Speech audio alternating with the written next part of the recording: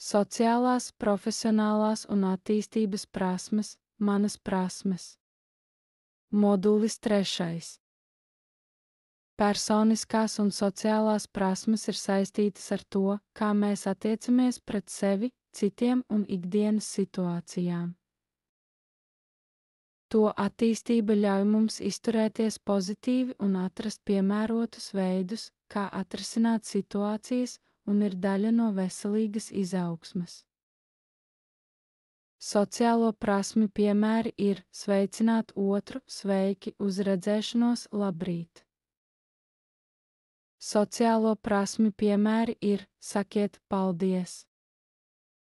Sociālo prasmi piemēri ir sakiet lūdzu. Sociālo prasmi piemēri ir kaut ko lūgt. Sociālo prasmi piemēri ir lūgt palīdzību. Sociālo prasmi piemēri ir sniegt palīdzību. Sociālo prasmi piemēri ir sniegt un saņemt komplimentus.